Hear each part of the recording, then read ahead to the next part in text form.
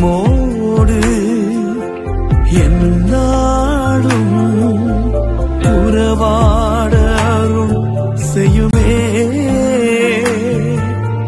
கர்த்தாவே உம் வார்த்தையை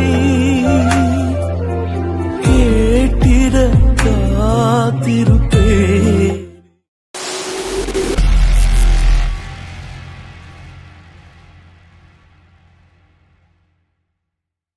மனவாட்டியாக மறுரூபப்படுவதற்கு, அவருடைய மனவாட்டியாக நம்முடைய வாழ்க்கையை செவைப்படுத்துவதற்கான ஒரு துவக்க காரியத்தை கர்த்தருடைய ஆவியானவர் நம்ம ஒரு கூட ஏற்படுத்தினார். கர்த்தருடைய நாமத்துக்கு மகிமை உண்டாவதாக. ஆமென். சோ எல்லாருக்கும் என்னோட ஆடியோபிளா இருக்கும்னு நினைக்கிறேன். கிளியரா இருக்காமா உங்களுக்கு? ஆமா பாஸ்டர், ஆமா. Thank you. Good Good, morning good, pastor. good. ஏன்னா பலதரப்பட்ட இடங்கள்ல, பலதரப்பட்ட எல்லைகள்ல இருந்து நீங்க இந்த ப்ரேயர்ல கலந்துகிட்டு இருக்கீங்க. தேங்க்யூ. ரோஷன் பிரதர் உள்ள இருக்காங்க. சந்தோஷம். ஸோ எல்லாருக்கும் அந்த அவைலபிலிட்டி இருக்கணும், அந்த ஆடியோபிள் இருக்கணுங்கிறத நான் விரும்புறேன். கர்த்தருடைய நாமம் மகிமைப்படுவதாக. ரைட். நம்ம எல்லாரும் அறிந்த வண்ணமாக மனவாட்டி என்ற தலைப்புல இந்த பாடங்களை அல்லது இந்த பகுதியை நம்ம தியானித்துக் கொண்டிருக்கிறோம். நம் வாழ்க்கையின் மிக முக்கியமான செவைப்படுத்த போகிற காரியங்களை கடந்த வாரத்துல ஒரு முன்னுரையாக இந்த ஓப்பனிங் ஐ ஓப்பனிங்காக ஒரு முன்னுரையாக உங்களோடு கூட சில காரியங்களை பகிர்ந்து கொண்டேன் ஓசியா புத்தகத்துல இருந்து. இன்று முதல் அப்படியே ஒவ்வொரு டாபிக்காக நான் உங்களோடு கூட பேச விரும்புகிறேன். ஆவியானவர் நமக்கு உதவி செய்வார். ஸோ மனவாட்டி அப்படிங்கிற ரிலேஷன்ஷிப் எவ்வளவு முக்கியம் அப்படிங்கிறத நம்ம ஒரு ஓப்பனிங்ல பார்த்தோம். ஆனா கொஞ்சம் இனி வருகிற நாட்கள்ல கொஞ்சம் நான் மனவாளனை குறித்து உங்களுக்கு நம்பிக்கையையும் தைரியத்தையும் கொடுக்க விரும்புகிறேன். மனவாளனை குறித்து நீங்க அறிந்து கொள்ள வேண்டியதை விரும்புகிறேன். உங்க எல்லாருக்கும் மனவாளனை சற்று நினைப்பூட்ட நான் விரும்புகிறேன். ஆவியானவர் உதவி செய்வாராக. அல்லேலூயா. ஏன்னா இயேசு கிறிஸ்துவானவர் இந்த பூமியில வாழ்ந்த நாட்கள்ல தாம் எடுத்துக்கொள்ளப்படுவதற்கு முன்பு தம் சீஷர்கள்ல திரும்ப திரும்ப திரும்ப திரும்ப அவர் அறிவுறுத்திட்டே வந்த விஷயம் என்ன அப்படின்னா, நான் போகிறது நல்லது, நான் போனாதான் பிதாவிடத்திலிருந்து புறப்படுகிறவரும் என்றென்றைக்கும் உங்களோடு கூட இருக்கிறவரும் ஆகிய பரிசுத்த ஆவியாகிய வேறொரு தேற்றவாளன் வருவார். அவர் வந்து சுயமாக எதுவும் பேசாமல் என்னிலிருந்து எடுத்து பேசுவதனால், நினைப்பூட்டுவதனால் என்னை உங்களுக்கு நினைப்பூட்டுவார்னு சொல்ல. சோ ஆவியானவருடைய வருகையின் மிக முக்கியமான முகாந்திரமே நம்ம மனவாளனை மறந்துடக்கூடாது, நம்ம மனவாளனை இழந்துடக்கூடாது. சோ இன்றைக்கு ஆவியானவருடைய ஒத்தாசையோடு கூட அவருக்கு ரொம்ப ஜாய்ஃபுல் மினிஸ்ட்ரி இயேசு கிறிஸ்துவை பற்றி பேசுவதும், மனவாளனை பற்றி நாம் உரையாடுவதும், மனவாளனுக்காக நாம் எழும்புவதும் ஆவியானவருக்கு அவ்வளவு சந்தோஷமான ஊழியம். இந்த உலகத்துல வேற எதை காட்டிலும் தம்முடைய ஜனம் மனவாளனை நோக்கி மனவாட்டியாக அலங்கரிக்கப்பட்டு திரும்புவதை பரிசுத்த ஆவியானவர் ரொம்ப அழகா ரசிப்பாங்க, ரொம்ப சந்தோஷப்படுவாங்க. சோ இந்த சனிக்கிழமை தோறும் உங்களோடு கூட பகிர்ந்து கொள்கிற இந்த 1 மணி நேரம் நிச்சயமாவே ஆவியானவருக்கு மகிழ்ச்சியை தருகிற ஒரு ஊழியத்தை செய்வேன்னு நான் நம்புறேன். அப்படிப்பட்ட ஊழியத்திற்காக கர்த்தர் என்னையும் உங்களையும் ஆயத்தப்படுத்துவாராக. ஒரு வலது உயர்த்தி ராமன் சொல்லிருங்க பார்க்கலாம். ஆமென். சோ மனவாளன், என்னுடைய ஃபர்ஸ்ட் போர்ஷன் வந்து மனவாளன். ஓகேவா? நீங்க நோட்ஸ் எழுதுறீங்கன்னா நீங்க அப்படி எழுதி கொள்ளுங்க. நான் நம்புறேன் நீங்க ஒவ்வொரு சப்ஜெக்ட்ஸ்க்கும் நோட்ஸ் போடுவீங்க அப்படின்னு நம்புறேன். அப்படின்னா நீங்க முதல் பகுதியை முன்னுரைன்னு எழுதியிருப்பீங்க. இந்த பகுதியிலிருந்து இந்த பார்ட் ஒன் வந்து மனவாளனை குறித்து நம்ம பார்க்க போகிறோம். ஒவ்வொரு நாளும் ஒவ்வொரு தலைப்பு அல்லது 2 தலைப்புகளை நான் பேச விரும்புறேன். நேரம் எப்படி இருக்கும் அல்லது ஆவியான ஒரு நடத்துதல் எப்படி இருக்குமோ அதுக்கேற்ப நம்ம செய்யலாம். ஆமென். சோ ஆரம்பத்திலேயே உங்க எல்லாரையும் நான் ரொம்ப போட்டு ஃப்ரஸ்ட்ரேஷனுக்குள்ள கொண்டு போக விரும்பல. பட் ஆனா கொஞ்சம் உங்களை தைரியப்படுத்தவும் ஜாக்கிரதைப்படுத்தவும் நான் விரும்புகிறேன். உங்கள் நம்பிக்கை உயிரோடு எழும்புவதற்காக ஆவியானவர் நமக்கு உதவி செய்வார். ஆமென் சொல்லுங்க பார்க்கலாம். உலர்ந்து போன எலும்புகளையே உயிரோடு எழும்ப பண்ணினவர். அந்த பேரபிளையே ஆவியானவர் எதுக்கு பயன்படுத்துவாங்க, கர்த்தர் எதுக்கு பயன்படுத்துவாங்க அப்படின்னா, உங்கள் நம்பிக்கையும் உயிரோடு எழும்புங்கிறது. உலர்ந்து போன எலும்புகளே உயிரடையுமானால் இஸ்ரவேலே உங்களுடைய நம்பிக்கை என்னவாகும்? உயிரோடு எழும்பும். உங்க நம்பிக்கை உலர்ந்து போயிருந்தாலும் திரும்பவும் உனக்கு ஒரு வாய்ப்பு இருக்கு. என் ஆவியை அனுப்புவேன், நீங்க உயிரடைவீங்க, நான் உங்களை தேசத்துல வைப்பேன், நான் கர்த்தர்னு அறிந்து கொள்வீங்கன்னு கர்த்தர் சொல்றேன். அல்லேலூயா. சோ இன்னைக்கு நான் முதல் காரியமா ஆதியாகம புத்தகத்துல இருந்து உங்களோடு கூட ஒரு வார்த்தையை நான் பேச விரும்புகிறேன். ஆதியாகம புத்தகம் 2வது அதிகாரம் 8வது வசனத்தை நீங்க எனக்காக எடுத்து வாசிக்கணும். வாசிப்பீங்களா?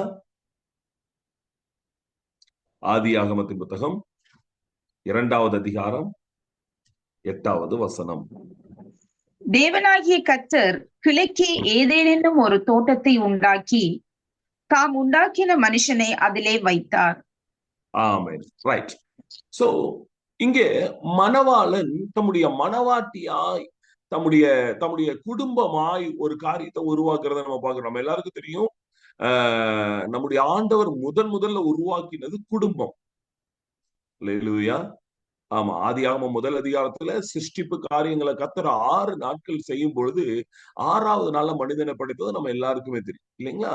சோ உங்களுக்குலாம் நம்மளுடைய ரொம்ப ரொம்ப ரிமைண்டிங் மெசேஜ் தான் நான் இன்னைக்கு உங்களோட ஷேர் பண்ண விரும்புறேன். இந்த பூமியில கர்த்தர் சகலத்தையும் உண்டாக்கினார் இல்லையா? சகலத்தையும் உண்டாக்கிட்டு மனுஷனை படைச்சார்.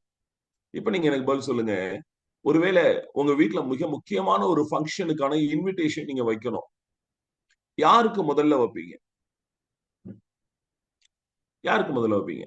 அந்த திருமணத்திற்கு மிக முக்கியமான நபர் யார் வந்தே ஆகணும்னு நீங்க விரும்புறீங்களோ அவங்களுக்கு இன்விடேஷன் முதல்ல வைப்பீங்க இல்லையா?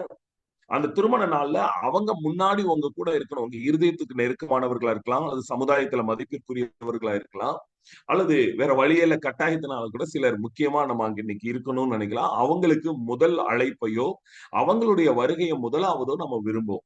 ஆனா பாருங்க, அன்னைக்கு ஆண்டவருக்கு தேவை, நம்ம எல்லாருக்கும் தெரியும், லூசிபர் தள்ளப்பட்ட பிறகு ஆண்டவருக்கு தம்மை போலவே சிந்திக்கிற தம்மோடு கூட இருக்கிற ஒருவன் தேவைப்பட்டான். சோ ஆண்டவர் முதல்ல அவனை உருவாக்கணும் அப்படிங்கறதான் பிரைம் பர்பஸ் இருந்துச்சு. பிரைம் பர்பஸா இருந்துச்சு. ஒரு நெசசிட்டியான பர்பஸா இருந்தது. பட் அந்த மனுஷனை பூமியில உருவாக்குவதற்கு முன்பு அவருக்கு பிரைமரியா இருக்கக்கூடிய ப்ரீசியஸா இருக்கக்கூடிய அவருடைய பர்பஸை நிறைவேற்றுறதுக்கு முன்னாடி கர்த்தர் சில ஆயத்தங்களை ஏற்படுத்தினார். அதுதான் ஜெனிசியஸ் ஃபர்ஸ்ட் சாப்டர். அல்லேலூயா. அன்பிற்குரியவனை அழைப்பதற்கு முன்பு அவனுக்கு தேவையான அனைத்தையுமே கர்த்தர் ஆயத்தப்படுத்தி விட்டுதான் அவனை ஏற்படுத்தினார். என்னோட ஃபர்ஸ்ட் பாயிண்ட் என்ன தெரியுமா? நம்மளை மகிழ்ச்சியை தருகிற மணவாளன். ஆமென் சொல்லுங்க பார்க்கலாம். சோ நம்ம மணவாளனை பத்தி ஒவ்வொரு பாயிண்டா நான் பேச விரும்புறேன். நம்முடைய மணவாளன் எப்படிப்பட்டவரா இருக்கிறார்னு. மகிழ்ச்சியை தந்த மணவாளன். இந்த தலைப்பு எழுதி கொள்ளுங்க பார்க்கலாம். இப்ப இதுக்கு கீழே நீங்க அப்படியே எழுதிட்டே வரலாம். நான் பேச பேச உங்களுக்கு என்னென்ன பாயிண்ட்ஸ் எல்லாம் தோணுதோ அதெல்லாம் நீங்க எழுதிட்டே வரலாம். சரியா? ரைட். சோ மகிழ்ச்சியை தந்த மணவாளன், கட்டாயப்படுத்தின மணவாளன் அல்ல, நம்மை கஷ்டப்படுத்துகிற மணவாளன் அல்ல. சோதிக்கிற எவனும் தான் தேவனால் சோதிக்கப்படுகிறேன் என்று சொல்லாதிருப்பானாக. ஏனென்றால் நம் தேவன் பொல்லாங்கினால் சோதிக்கிறவரே அல்ல. அல்லேலூயா. பொல்லாங்கினால் சோதிக்கிறவரே அல்ல, சோதிக்கப்படுகிறவர்களுக்கு உதவி செய்ய வல்லவராக இருக்கிறவர் அவர்தாமே இல்லையா? அவர்தாமே சோதிக்கப்பட்டு பாடுபட்டதினாலே சோதிக்கப்படுகிற நமக்கு உதவி செய்ய அவர் வல்லவராய் இருக்கிறார் அப்படின்னு வார்த்தைகளை நம்ம பார்க்கிறோம். அவர் நமக்கு உதவி செய்கிறவர், நமக்கு மேல அக்கறை கொண்டவர். நான் முதலில் சொன்ன பாருங்க, அழைப்பிற்கு முன்பே சகலமும் ஆயத்தமாக இருக்கிறது. உங்களை என்னையும் கர்த்தர் தம்முடைய ராஜ்ய பணிக்காக, தம்முடைய அன்பின் உறவுக்காக அவர் நம்மளை அழைக்கிறதற்கு முன்பே அனைத்தையும் விட்டு வான்னு சொல்லி அழைக்கிறார் இல்லையா? உலகத்தை விட்டுட்டு வான்னு அழைக்கிறார் இல்லையா?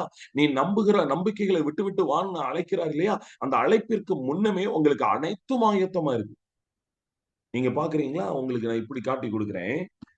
ஆதியாகமம் முதல் அதிகாரத்துடைய 2வது வசனத்தை வாசிங்களேன்.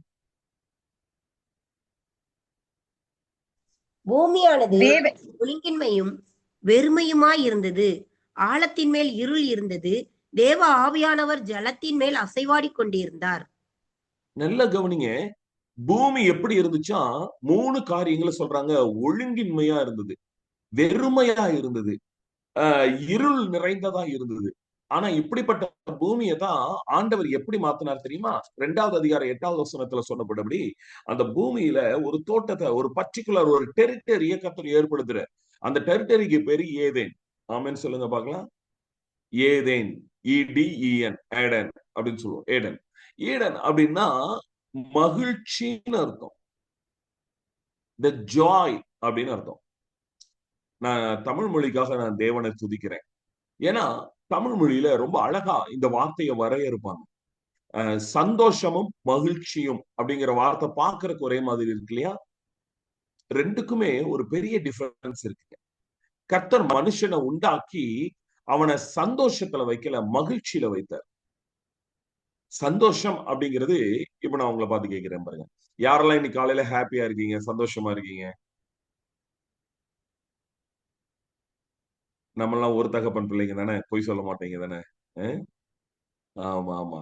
நமக்கு உள்ள 1000 பிரச்சனை இருக்கும், நிறைய கஷ்டங்கள் இருக்கும். ஆனா உங்களை பாக்குறதுல ரொம்ப சந்தோஷம் பிரதர், இல்லையா? இந்த 1 hour அதுக்கப்புறம் மறுபடியும் போய் அதே பிரச்சனைக்குள்ளதான் குடிச்சட்டியில குதிரை ஓட்டுவோம் நம்ம. நமக்கு நிறைய பிரச்சனைகள் இருக்கும். ஆனா ஒருத்தங்களை முகம் பார்க்கும்போது உங்களை பார்த்தது ரொம்ப சந்தோஷம், த ஹாப்பி. எப்படி இருக்கீங்க? நல்லா இருக்கேன். உள்ள அவ்வளவு பிரச்சனை இருக்கும், ஆனா நம்ம என்ன சொல்லுவோம்? நல்லா இருக்கும். இது பேரு தான் சந்தோஷம், உதட்டளவில் வருகிற அல்லது வெளியரங்கமாய் வருகிற. ஆனா மகிழ்ச்சி அப்படின்னா உள்ள இருந்து கரை புரண்டு வருகிறதுக்கு பேர் தான் மகிழ்ச்சி. த அன்லிமிட்டெட், அன்டிஃபைன்டு, வரையறுக்க முடியாத, சொல்ல வார்த்தைகளற்ற, வர்ணிக்கவே முடியாத, டிஸ்கிரைப் பண்ண முடியாத ஒரு ஜாய்னஸ் இருக்கு பாருங்க, அது பேர் தான் மகிழ்ச்சி. அல்லேலூயா. இப்ப சொல்லுங்க, கர்த்தர் ஒழுங்கின்மையா இருந்த, இருள் நிறைஞ்ச, வெறுமையான ஒரு வாழ்க்கையில இருந்தவங்களை கர்த்தர் எங்க கொண்டு போய் வச்சிருக்காரு? ஏதேன்ல வச்சிருக்காரு, மகிழ்ச்சியில வச்சிருக்காரு. அல்லேலூயா. உங்களை என்னையும் கர்த்தர் அப்படிதான் அழைச்சார். அழைக்கப்பட்ட போது நம்ம யாருக்குமே எந்த சொல்லிக்கிற மாதிரியான ஒரு வாழ்க்கை கிடையாதுங்க. ஒழுங்கின்மையான வாழ்க்கை. நம்ம எல்லாம் ஒரு பாரம்பரியமா ஒரு நல்ல குடும்பத்துல, நான் எல்லாம் பாரம்பரியமா ரட்சிக்கப்படாத ஒரு புறஜாதி மார்க்கத்துல இருந்து வந்த பிள்ளைதான். சோ எங்க ஃபேமிலில பாத்தீங்கன்னா காலையில வெள்ளனே எந்திரிச்சிடணும். எந்திரிச்சு ஃபர்ஸ்ட் பிரஷ் பண்ணாம காஃபி கிடையாது. ஆமா, இந்த பெட் காஃபிங்கிற பழக்கம்லாம் எங்க அம்மாட்ட இன்னை வரைக்குமே கிடையாது. ஆனா அவங்கள சால்ஜா பண்ணி சமாளிச்சு வாங்கிடுறோம்னு வச்சுக்கோங்க. ஆனா தரவே மாட்டாங்க. காலையில எந்திரிச்சு பிரஷ் பண்ணிட்டு தான் நீ காஃபியே குடிக்கணும். குளிச்சுட்டு தான் சாப்பிடணும். குளிச்சுட்டு சாப்பாடு கூட கிடையாது. முதல்ல போய் சாமி கும்பிடணும். சாமி கும்பிட்டு அங்க வீட்டுல அங்கங்க கேலண்டர்ல இருந்து ஒரு சின்ன நியூஸ் பேப்பர் கட்டிங் வரைக்கும் சாமி போட்டோவா கட் பண்ணி அங்கங்க ஒட்டியிருப்போம். அந்த வீட்டுல ஒட்டி இருக்கிற எல்லா இடத்துலயும் போய் விபூதி இது காமிச்சு, ஊதுபத்தி காமிச்சு, தீபாராதனை காமிச்சு, எல்லாத்துக்கும் சாமி போட்டோன்னு மட்டும் கிடையாது, வீட்டுல இருக்கிற எல்லா இடத்துல இருக்கிற விஷயங்களுக்கும் போய் என்ன பண்ணணும்? ஆராதனை காமிச்சு வச்சு அதுக்கப்புறம் வந்து வீட்டுல சாப்பிடணும். இப்படி எல்லாம் ஒரு சில ஒழுங்குகள்லாம் வச்சிருப்பாங்க. பட் நமக்கு தெரியும், நானும் என் தனிமையுங்கிற இடத்துல நான் எவ்வளவு ஒழுங்கீனமா இருக்கிறேன் அப்படிங்கிறது. வெளியில பாக்குறதுக்கு வெள்ளையடிக்கப்பட்ட கல்லறையை போல, வெள்ளையடிக்கப்பட்ட சுவரை போல இருந்தாலும் உள்ள அந்தரங்கத்துல நான் எவ்வளவு ஒழுங்கீனமா இருக்கிறேன் இல்ல? சுற்றி எல்லாருமே இருந்தும் தனிமையை உணராதவர்கள் இங்க யாருமே இருக்க மாட்டீங்க. உங்களுக்கு பிடிச்ச எல்லாருமே இருப்பாங்க, ஆனா எல்லாருமே இருந்து ஏதோ ஒரு வெறுமை. நீங்க கேட்கிற ஜபங்கள் எல்லாம் கேட்கறதெல்லாம் கிடைச்சிருக்கும், ஆனாலும் ஏதோ ஒரு வெறுமை. யாரெல்லாம் அப்படி ஃபீல் பண்ணிருக்கீங்க? ஒரு முக்கியமான ஃபங்க்ஷன்ஸ்ல அல்லது முக்கியமான நாட்கள்ல எல்லாருமே இருக்கும்போது கூட நமக்கு நீ யாருமே இல்ல போல அப்படிங்கிற மாதிரி என்னைக்கா உணர்ந்திருக்கீங்களா? இதனாலதான் எனக்கு இந்த வீடியோ கான்பரன்ஸா இருந்தா நல்லா இருக்கும்னு யோசிக்கிறது. எல்லாரும் முகம் பார்த்து பேச முடியும் இல்லையா? பாருங்க, கீதா சிஸ்டர் மட்டும்தான் என் கூட சேர்ந்து உண்மையை சொல்லிட்டாங்க. Thank you sister. பாருங்க, நம்ம லைஃப்ல பல சூழ்நிலைகள்ல எல்லாமே கிடைச்சும் நம்ம வெறுமையில, எல்லாருமே இருந்தும் தனிமையில இல்ல, சுற்றி இந்த சொசைட்டிக்காக ஒரு மாய்மாலமான ஒரு கட்டமைக்கப்பட்ட ஒரு ஒழுக்க வாழ்க்கையில உள்ள அந்தரங்கத்துல, அந்த ஒழுங்கினத்துல இன்னும் சொல்ல போனா தொடர்ந்து ஏதோ ஒரு இருள், ஏதோ ஒரு குழப்பம். இப்படி இருக்கிற இந்த வாழ்க்கைய கர்த்தர் மகிழ்ச்சியுள்ள வாழ்க்கையா வாழ வைக்க விரும்புறேன். என் அன்பு மகளே, என் அன்பு மகனே, நீ இதற்கு முன்னாடி எப்படி இருந்த அப்படிங்கறது ஆண்டவருக்கு தெரியும். ஆனா உங்களை வாழ வைக்கணும்னு ஆண்டவர் முடிவு பண்ணது எப்படி தெரியுமா? ஏதேன்ல இருந்த மாதிரி. சரி, எனக்கு இப்ப நீங்க எல்லாரும் பதில் சொல்லுங்களேன். நான் கொஞ்சம் உங்க கூட பேசுறேன். என்னம்மா? நான் அதுக்கப்புறம் கொஞ்சம் ஃபார்மேட்டுக்கு வந்துருவேன். ஆனா அதுக்கு முன்னாடி நான் உங்க கூட கொஞ்சம் பேச விரும்புறேன். யாரெல்லாம் இந்த ஆதியாகமம் முதல் அதிகாரம், 2வது அதிகாரம், 3வது அதிகாரம்லாம் நான் ஒரு தடவையாவது வாசிச்சிருக்கேன் பிரதர். தப்பா எடுத்துக்க கூடாது. என்ன பாஸ்டர் எங்களை இப்படி கொஸ்டின் பண்றீங்களேன்னு ஒரு காரியமா கேட்கிறேன். நான் வாசிச்சிருக்கேன்னு சொல்றவங்களா ஹேண்ட்ஸ் அப் பண்ணுங்க பார்க்கலாம். எத்தனை பேர் இருக்காங்க? ஓகே. இப்ப எனக்கு அத்தனை பேரும் நீங்க பதில் சொன்னதுக்கு அப்புறம் தான் நான் அடுத்த பாயிண்ட் போவேன்.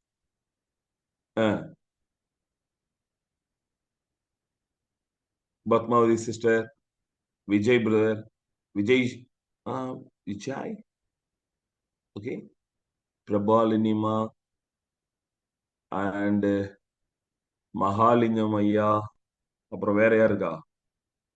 எல்லாரும் எனக்கு பதில் சொல்லணும். ஆதியாகமம் முதல் 3 அதிகாரத்தை நான் வாசிச்சிருக்கிறேன்னு சொல்றவங்க எனக்கு பதில் சொல்லணும். ரோஷன் பிரதர் எல்லாம் காணுமே, இருக்கீங்களா ஐயா? சும்மா அப்படியே ஹேண்ட்ஸ் அப் மட்டும் காட்டிருங்க. சாந்தி சிஸ்டர் இல்லையா? வரிசை எல்லாரும் பதில் சொல்லுங்க. ஏன் கேக்குறேன்னா, இந்த 3 அதிகாரத்துக்குள்ள எங்கேயாவது கண்ணீருக்கு வேலை இருந்துச்சான்னு சொல்லுங்க பார்க்கலாம். கண்ணீருக்கு, டியர்ஸ், டியர்ஸ்க்கு எங்கேயாவது வேலை இருந்ததா? மனுஷனை படைச்சதுக்கு பிறகு முதல் அழுகை அல்லது முதல் கண்ணீர் அல்லது முதல் கவலை அப்படிங்கிறது எங்க வந்துச்சுங்கிறத நீங்க வாசிங்கன்னா ரொம்ப பிரமிச்சு போயிருவீங்க. 16வது அதிகாரத்தை தான் அழுதாங்கிற வார்த்தையே வருது ஆகாரம் குறித்து சொல்றப்போ. கண்ணீருக்கு வேலையா அங்கதான் வருது. சரி, அது சம்பந்தமான கண்ணீர் ரிலேட்டடான வேர்ட்ஸ், வேதனை அப்படிங்கிறது எங்க வருது அப்படின்னு பாத்தீங்கன்னா, அவர்கள் பாவம் செய்து தேவனுடைய அந்த சமூகத்தை விட்டு விலகுகிற நேரங்கள்ல தான் அந்த வார்த்தை வருகிறது இல்லையா? எங்க ஆதியாகமம் 3வது அதிகாரத்துல 16வது வசனத்துல முதல் தடவை ஒரு நெகட்டிவான வேர்டு வர்றதை நம்ம பார்க்கிறோம். அவர் ஸ்திரீ ஜீவ தேவன் தம்முடைய ஜீவனை, தம்முடைய சுவாசத்தை, தம்முடைய உசுர, ஆமேன், இயேசு கிறிஸ்துவுக்குள்ள இருந்த உசுர இன்னைக்கு உங்களுக்குள்ள எனக்குள்ளேயும் வச்சிருக்கிறாங்க. அந்த அபிஷேகம் வந்த பிறகும் நம்ம வாழ்க்கையில ஆவியானவரை மேன்மைப்படுத்தாம, ஆவியானவரை அண்டிக் கொள்ளாம, ஆவியானவரை சார்ந்து கொள்ளாம நம்ம செய்த எல்லா துன்மார்க்க கிரியைகளுக்கும் அவர் உள்ள கூனி குறுகி வேதனைப்பட்டு வெட்கப்பட்டு அப்படி கசந்து உட்கார்ந்து இருப்பாரு. நம்மளை விட்டு விலகாத ஒரு நல்ல மனவாளன் பாருங்க. Holy Spirit is a very sensible person. நம்ம எல்லாருக்கும் தெரியும். ஆனா எவ்வளவு சென்சிபிள் பர்சனா இருந்தாலும் பரவாயில்ல, நான் இப்படித்தான் இருப்பேன், நீங்க என்னை விட்டு வெளியே போக கூடாதுன்னு உட்கார்ந்து இருக்கோம். அவரும் வெளியே போக மாட்டேன்னு உட்கார்ந்து இருக்காரு. பழைய ஏற்பாட்டு காலத்துல தரிசனங்கள் நிறைவேற வந்தவர் தான், தேவ திட்டங்கள் நிறைவேற வந்தவன் தான். ஒவ்வொருத்தர் மேலே இறங்கினார், வேலையை முடித்தார், தேவன் எழுந்தருளி போனார், ஆவியானவர் அவனை விட்டு எழுந்தருளி போனார். ஆனா இன்றைக்கு எனக்கு அன்பான தேவ பிள்ளைகளே, உங்களை என்னை விட்டுட்டு போகவே இல்லையே.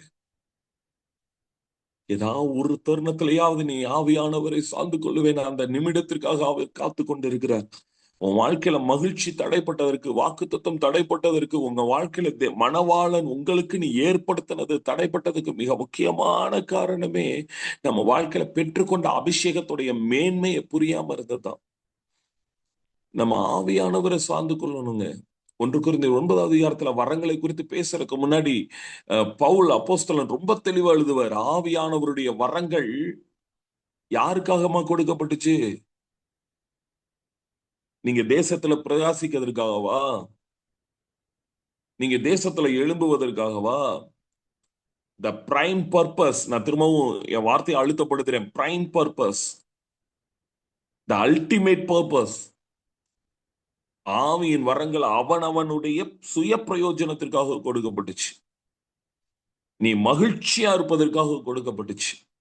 உன் வாழ்க்கையில வருகிற இந்த எதிரடையான காரியங்களை, கையெழுத்துக்களை நீ குலைத்து போட வேண்டுமானால், உனக்கு விரோதமாய் வருகிற சத்துருவுடைய சதி திட்டங்களை எல்லாம் நீ சபிக்க வேண்டுமானால், உனக்கு விரோதமாய் எழும்புகிற அகிதோபேலின் நல்ல ஆலோசனைகளை கூட நீ அபத்தமாக்கி போட வேண்டுமானால், உன்னுடைய வாழ்க்கையில கர்த்தர் கொடுக்கிற தரிசனங்கள் நிறைவேற்ற தடையாய் இருக்கிற சன்பெல்லா தொபியாவினுடைய ஆவிகளுடைய அந்த சதி ஆலோசனைகளை எல்லாம் சங்கரிக்க வேண்டுமானால், உன் வாழ்க்கையில நீ தேவனுடையவளாய் மகிழ்ச்சியா வாழ வேண்டுமானால், ஆவியின் வரங்கள் உனக்கு கொடுக்கப்படும். அல்லேலூயா. ஆவியின் கனி நீங்க அந்த 3ஆ டிஃபைன் பண்ணலாம், 3 பகுதிகளாக டிஃபைன் பண்ணலாம். 1 எனக்குள்ள இருக்க வேண்டியது, 2 என்னிலிருந்து புறப்பட வேண்டியது, 3வது என்னில் வெளிப்பட எனக்குள்ள எனக்கு தேவைப்படுவது எனக்குள்ள இருக்கணும், என்னிலிருந்து புறப்படணும், எனக்கு தேவைப்படுவது.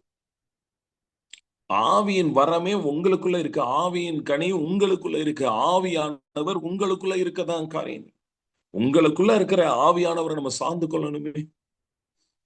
நான் உங்களுக்கு ஒண்ணு ஞாபகப்படுத்தவா? உங்க எல்லாருக்கும் ஒருவேளை அப்படி ஒரு நாஸ்டாலஜியா இருக்கும். நீங்க அபிஷேகம் பெற்றுக்கொண்ட நாட்கள் அல்லது பெற்றுக்கொள்ள ஆசைப்பட்ட நாட்களை ஜஸ்ட் திரும்பி பாருங்களேன்.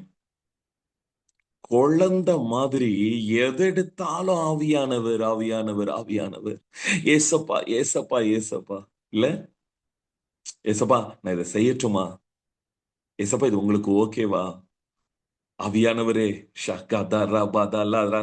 இல்ல. பட் இன்னைக்கு நம்ம வாழ்க்கை அந்த நல்ல மணவாளனை இழந்து தவிச்சிட்டு இருக்கு. உள்ளுக்குள்ளதான் இருக்காரு, நம்ம கூட தான் இருக்காரு. நம்ம அபிஷேகம் எடுபட்டெல்லாம் போகலைங்க, நம்ம மகிமை நம்மளை விட்டு போகலாம் இல்லைங்க, நம்ம வெளிச்சம் நம்மளை விட்டு போகல. ஆதியாகமம் முதல் அதிகாரத்துல ஆழத்தில் இருள் இருந்தது, ஆனா நம்ம வாழ்க்கையில ஆழத்தில் ஆவியானவர் மறைத்து வைக்கப்பட்டிருக்கிறார். இன்னைக்கு ஸ்டிமுலேட் பண்ணுங்க உங்க உறவை அந்த மணவாளனை நோக்கி. வெளியில எல்லாம் உங்க ஆதரவை தேடுறதை விட உள்ளுக்குள்ள உங்களுக்காகவே காத்திருக்கிற, உங்களோடவே இருக்கிற, உங்களால புறக்கணிக்கப்பட்ட ஆவியானவரை இன்னைக்கு அண்டிக்கொள்ள ஆரம்பிங்க. அங்கிருந்துதான் மகிழ்ச்சி புறப்படும். When we measure our joyness with our external things, நமக்கு வெளியில இருக்கிற புறம்பா இருக்கிறவைகளை வைத்து உங்க சந்தோஷத்தை உங்க மகிழ்ச்சி நீங்க அளவிடுகிறவையில அது நிரந்தரமா இருக்காது, நிலையா இருக்காதுங்க. ஆனா நீங்க உங்களுக்குள்ள இருக்கிற ஆவியானவரோடு இசைந்து உங்க மகிழ்ச்சி நீங்க அளவிடுவீர்களானால், அல்லேலூயா அல்லேலூயா. அப்போஸ்தலர் அழகா சொல்லுவாங்க, நாங்க இயேசு கிறிஸ்துவுக்காக அடிபடுறதுக்கு மட்டும் இல்ல, மரிக்கிறதுக்கு ஆயத்தமா இருக்கிறோம். எங்களுக்கு அது சந்தோஷம். இயேசு கிறிஸ்துக்காக மரிக்கிறதுக்கு நாங்க பாத்திரவான்களா இருக்கிறோம். பாருங்களேன், அங்க ஜாய்னஸ்கான நம்மளாம் சொல்ற அந்த மெஷர்மெண்ட் ஃபேக்டர்ஸ் இல்ல, அங்க எல்லாம் பாடுகள் கஷ்டங்கள். ஆனா அது அவங்களுக்கு ஜாயா இருக்கு, பிகாஸ் அவங்க அளந்தது தனக்குள்ள இருக்கிற ஆவியானவரை வச்சு. அல்லேலூயா. மகிழ்ச்சியை தந்த மணவாளன். அந்த மகிழ்ச்சி உங்களுக்குள்ள நிரந்தரமாக்கப்படணும்னா உங்க சந்தோஷத்தை மகிழ்ச்சியை வெளியில நடக்கிற கிரியைகளை வச்சு மெஷர் பண்ணாதீங்க. உங்களுக்குள்ள இருக்கிற ஆவியானவர் அண்டிக் கொண்டு ஆவியானவருடைய அந்யோன்யத்துக்குள்ள வந்து, ஆமென். ஆலய ஆராதனையில் முடியும் போது நம்ம அந்த ஆசீர்வாதம் தானே சொல்லுவீங்க. பிதாவாகிய தேவனுடைய அன்பும் குமாரனாகிய இயேசு கிறிஸ்துடைய கிருபையும் பரிசுத்த ஆவியானவருடைய அந்யோன்ய ஐக்கியமும் உங்கள் அனைவரோடு. அந்த அந்யோன்யத்தை ஜஸ்ட் ஒரு ஸ்டிமுலேட் பண்ணுங்களேன். அந்யோன்யம், ஆவியானவருடைய அந்யோன்யம். நம்பர் டூ, நான் கொஞ்சம் சீக்கிரம் போறேன், டைம் ஆயிடும் இல்லையா? கொஞ்சம் சீக்கிரம் போலாம். நம்பர் டூ, முதல்ல சொன்னேன் ஆவியானவருடைய அந்யோன்யம். ரெண்டாவது காரியம், நம்ம சந்தோஷம், நம்ம மகிழ்ச்சி, நம்ம மணவாளன் தந்த மகிழ்ச்சி நமக்குள்ள நிலைத்திருக்கணும், நம்ம அனுபவிக்கணும். அப்படின்னா நம்ம செய்ய வேண்டிய அடுத்த காரியம் 26வது வசனத்துல ஒரு காரியம் இருக்கு. ஆதியாகமம் முதல் அதிகாரம் 26. பின்பு தேவன் நமது சாயலாகவும் நமது ரூபத்தின்படியும் மனுஷனை உண்டாக்குவோமாக என்றார். ஆக்சுவலா இங்கதான் பிரேக் ஆனது. நிறைய பேர் கேட்பாங்க இல்லையா, ஆண்டவருக்கு தான் தெரியும்ல மனுஷன் பாவம் பண்ணுவான், மனுஷன் தப்பு செய்வான்னு, அப்புறம் ஏன் ஆண்டவர் வந்து பிசாசு அங்க விட்டாரு, அப்புறம் ஏன் ஆண்டவர் அந்த பழத்தை அங்க வச்சாரு, ஜீவ விருட்சத்தை நன்மை தீமையறிந்த கனி அவர் ஏன் அங்க வச்சாரு, அவர் தான் பாவம் செய்ய வச்சாரு அப்படின்லாம் சொல்லுவாங்க. ஆனா அதெல்லாம் ஃபேக்ட். ஆண்டவர் கொடுத்த ஒரு கிஃப்ட் என்ன தெரியுங்களா? தம்முடைய சாயலின்படி, ஆமென் சொல்லுங்க பார்க்கலாம். நான் ஏற்கனவே சொன்ன அவருடைய சுபாவத்தின்படி. ஆண்டவர் சிருஷ்டிப்புகளை உருவாக்கும் போது நீங்க கவனிச்சீங்கன்னா தெரியும், மற்றவைகளுக்கு இல்லாத ஒரு விஷயத்த மனுஷனுக்கு கொடுத்தார், தம்முடைய சாயல் இல்லையா? அதுல ஆண்டவருடைய சாயல்ல மிக முக்கியமான விஷயம் என்னன்னா டிசிஷன் மேக்கிங். சொல்லுங்க, டிசிஷன் மேக்கிங், முடிவெடுப்பது. சோ இது வந்து தேவனுடைய குணம். பாருங்க, ஆண்டவர் பார்க்கிறாரு 3வது வசனத்துல வெளிச்சம் உண்டாக கடவுதுன்னு ஒரு டிசைட் எடுத்துட்டாரு. இப்ப வெளிச்சத்தை உண்டாக்கணும்னு அவர் சொல்றாரு, நடந்துருது இல்லையா? அடுத்தது பாருங்க, வெளிச்சத்தை நல்லதுன்னு பார்த்த ஆண்டவர் ரெண்டையும் பிரிக்கணும்னு முடிவு பண்றாரு. வெளிச்சத்தை இருளையும் ரெண்டா பிரிக்கணும்னு முடிவு பண்றாரு. ஆண்டவர் செஞ்ச முதல் வேலையை பிரிக்கிறதா பாருங்க. அல்லேலூயா. ஆமா, சில விஷயங்கள் எல்லாம் புரிஞ்சுட்டோம்னாலே சரியாயிடும். அதனாலதான் ஆவியானவருடைய அந்யோன்யத்தை நான் முதல் பாயிண்டா நான் அழுத்தமா பேசினேன். ஆவியானவருடைய அந்யோன்யம் தான் அப்படிங்கிறதுனால அப்ப நம்ம சில விஷயங்களை இருளை விட்டு விலகிதான் ஆகணும். எல்லா இடத்துல ஆவியானவருடைய சந்தோஷத்தை நம்ம பார்க்க முடியாது பாருங்க. அப்ப ரெண்டாவது பிரிக்கணும்னு முடிவு பண்ணார், பிரிஸ்டர். அப்ப டிசைட் பண்றதுங்கிறது தேவனுடைய சாயல். தேவனுடைய சாயல். இப்ப நீங்க கவனிச்சு பாருங்க, உங்க லைஃப்ல ஆண்டவர் என்னைக்காவது ஒரு விஷயத்த சொல்லி இப்படி இதுதான் அப்படின்னு அழுத்தி இருக்காரான்னு பாத்தீங்கன்னா, அது பரிசுத்தம், ரட்சிப்பு சார்ந்த, தரிசனம் சார்ந்த விஷயங்களா இருக்கும். மற்ற எல்லா விஷயத்திலயும் லைஃப்ல he give the opportunities and options. அவர் நமக்கு வாய்ப்புகளை தான் கொடுப்பார், சாய்ஸஸ் தான் கொடுப்பார். நீ இது ரெண்டுல ஒண்ணு முடிவு பண்ணு.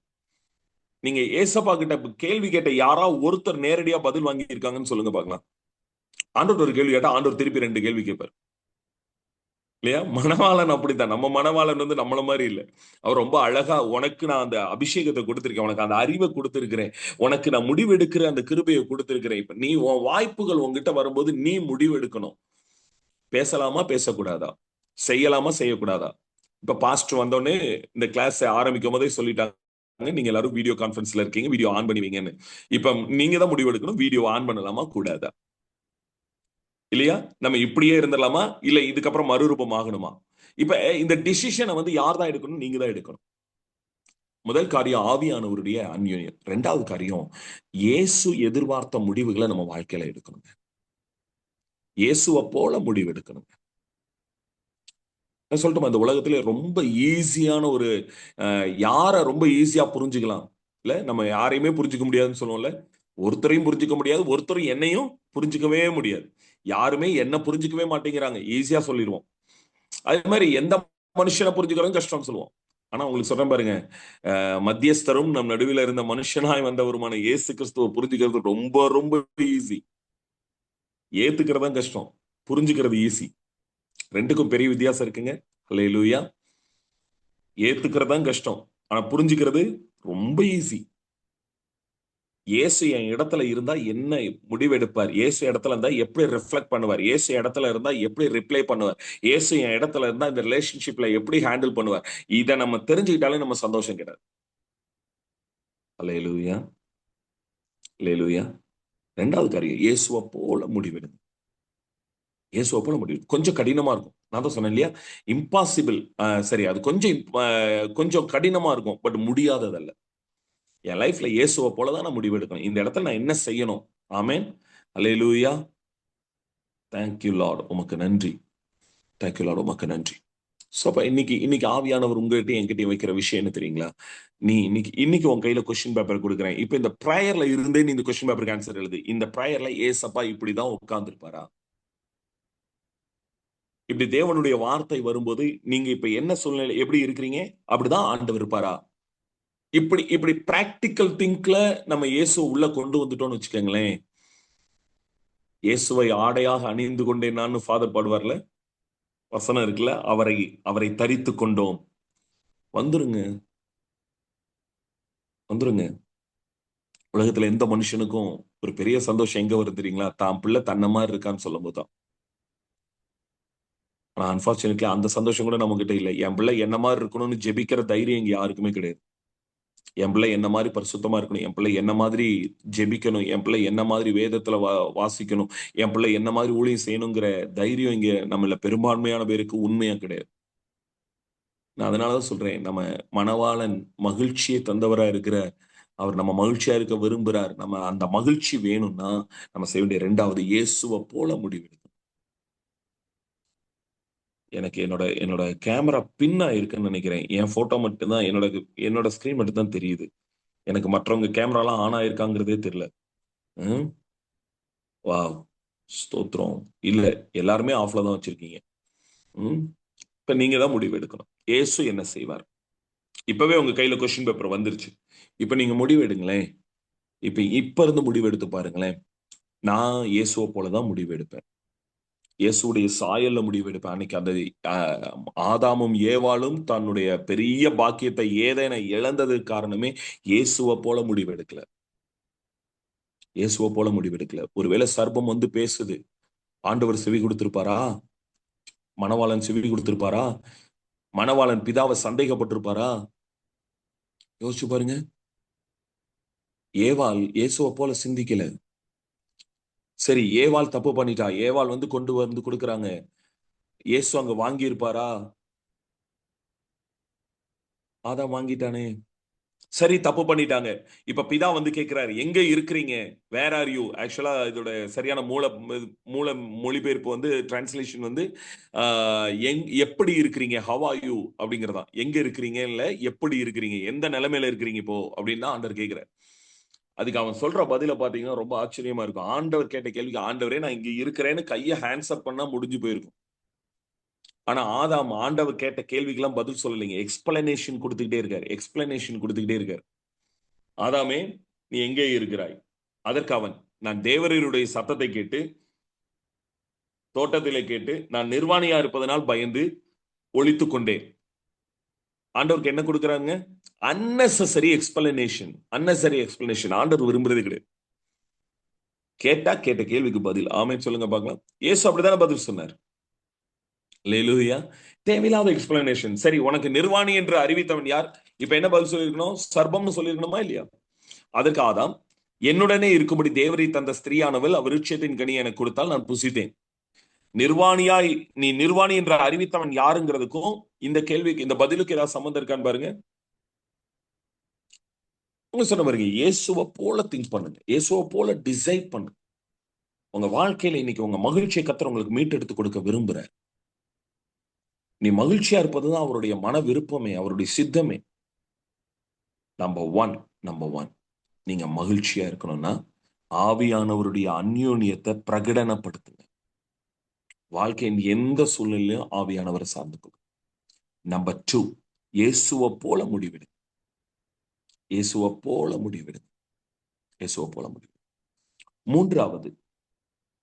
மூன்றாவதாக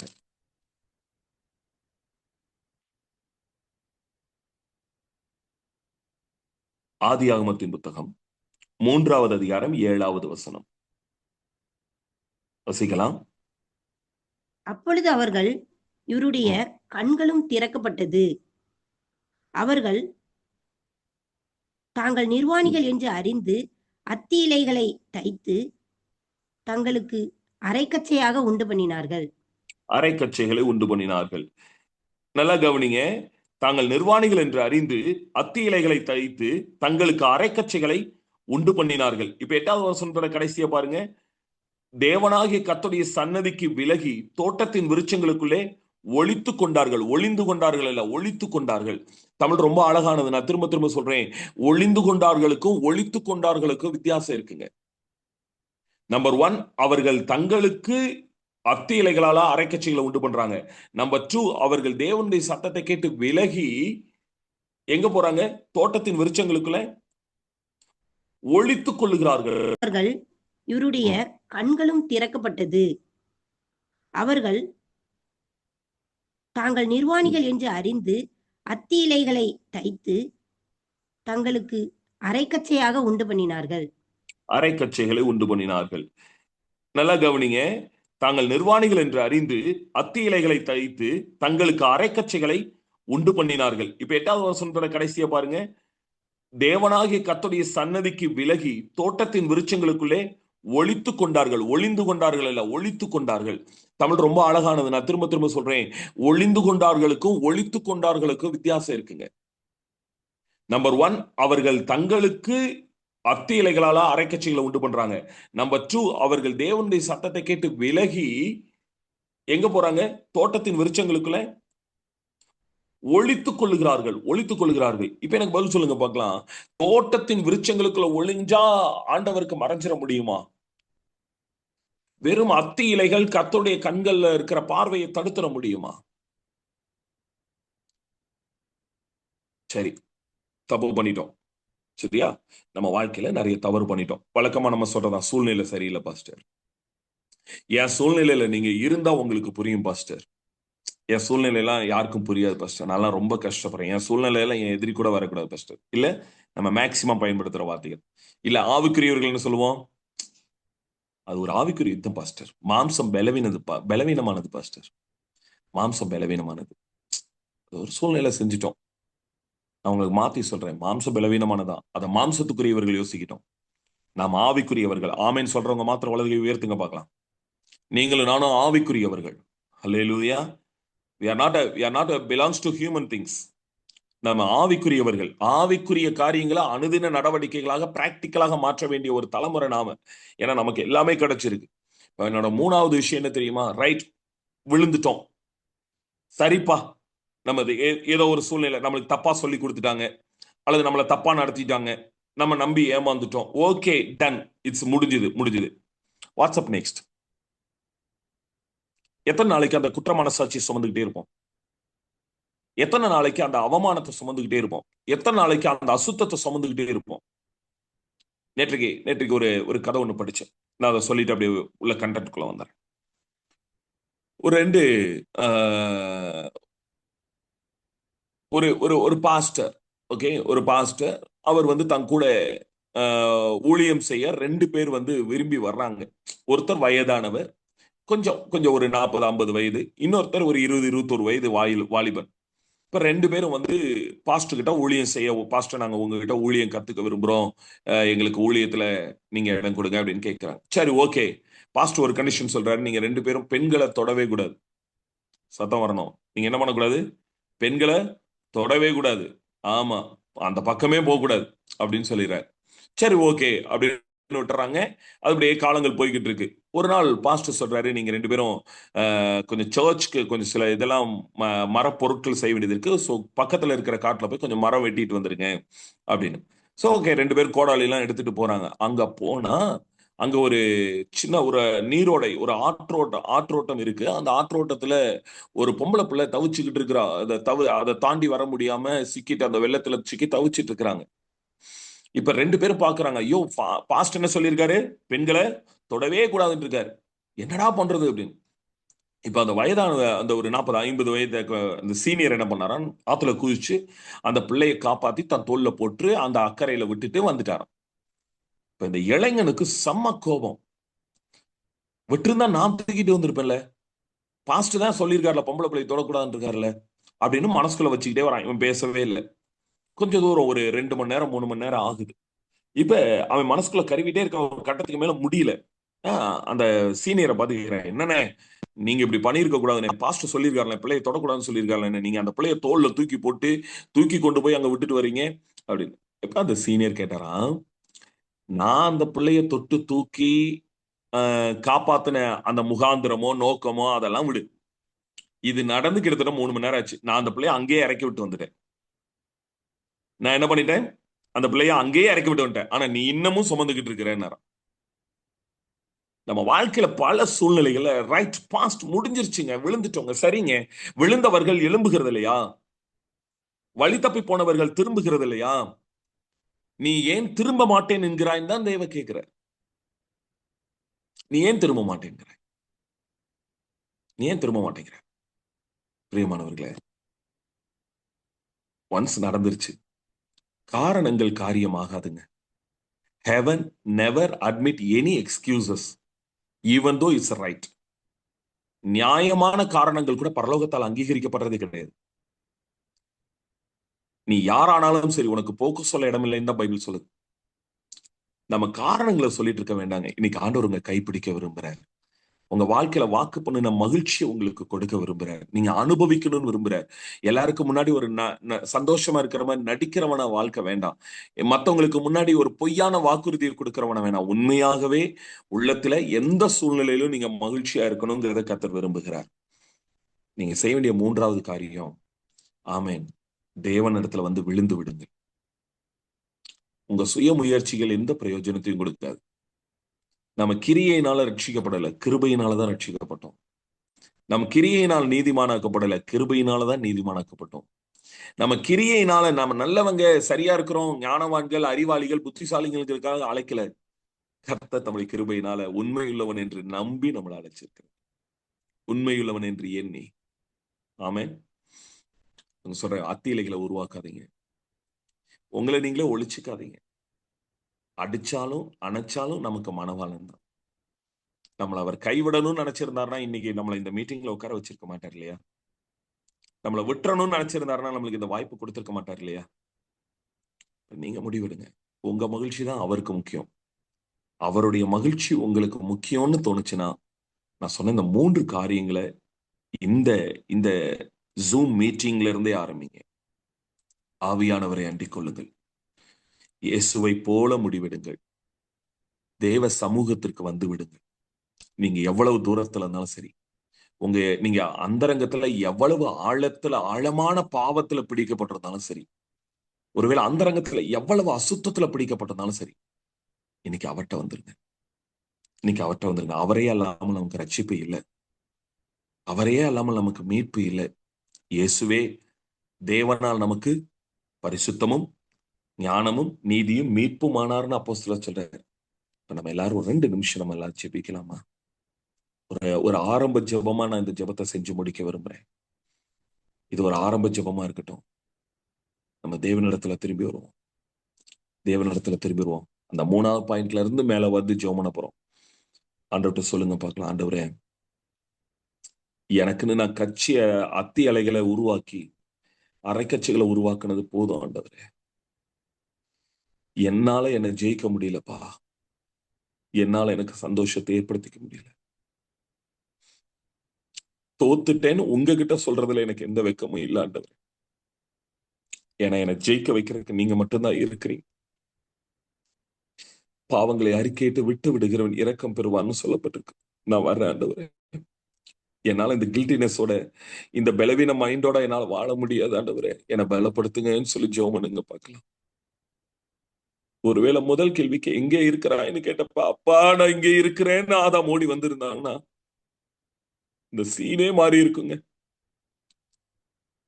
அப்பா நான் இங்க இருக்கிறேன்ப்பா, ஏமாந்துட்டேன்ப்பா.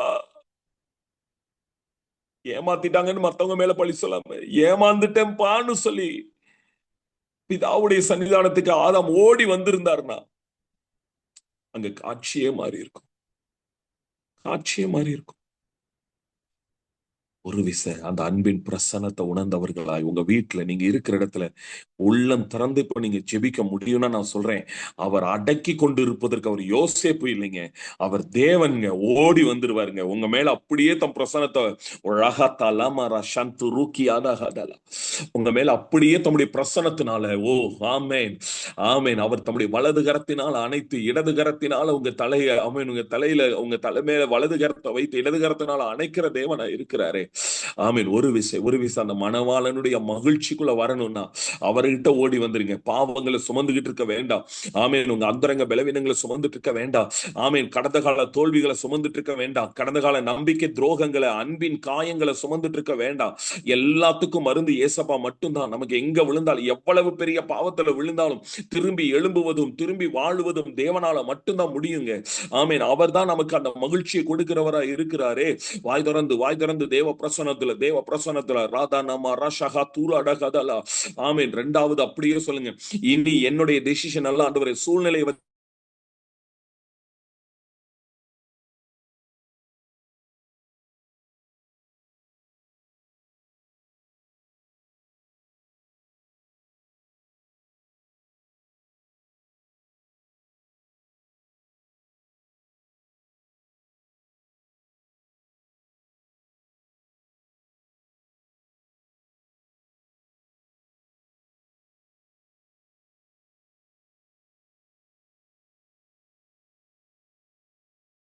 இன்றிலிருந்து அந்த மகிழ்ச்சியை பரிபூரணமாய் அனுபவிக்கத்தக்க வாழ்க்கைய கர்த்தர் செய்வீராக.